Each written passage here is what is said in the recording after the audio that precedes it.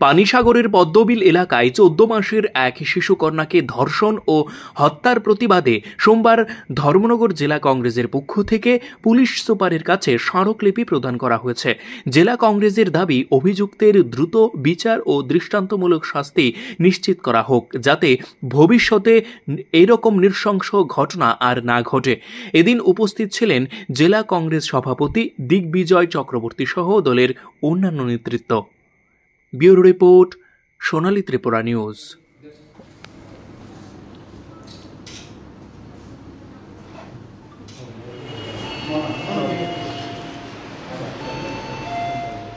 ত্রিপুরা রাজ্যের পানিসাগর উত্তর ত্রিপুরা জেলার পানিসাগর সাব ডিভিশনের পদ্মবিল গাঁওসভার 5 নম্বর ওয়ার্ডের একটা নেক্ষারজনক, দুঃখজনক, নিন্দাজনক একটা ঘটনা ঘটে।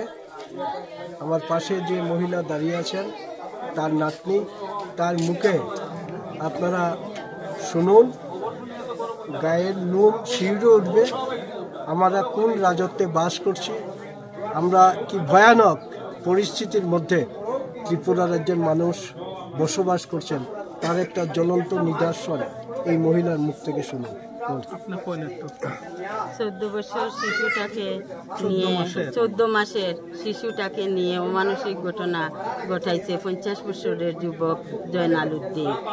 সে মেয়েটাকে দর্শন করে 7 ইঞ্চি, কি বলবো আপনাদের কাছে আমি, আপনারা দেখবেন, ডক্টর এখানে এসে বাচ্চাটাকে টেস্ট করে বললেন আমাদেরকে এমন অমানবিক কাজ করেছে।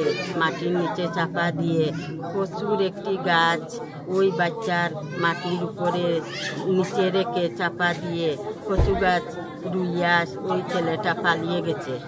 আপনাদের কাছে আমাদের বিশেষ অনুরোধ থাকবো, তার যাবজ্জীবন যেন কারাদণ্ডে দণ্ডিত হোক, নতবা আমি ফাঁসির সাজা পাব।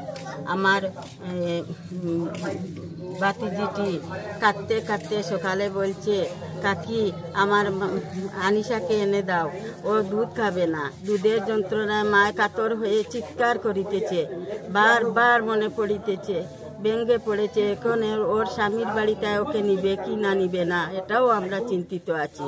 সকলের কাছে আমার অনুরোধ থাকবে যে তার ফাঁসি দেওয়া হোক, আমরা বিচার চাই।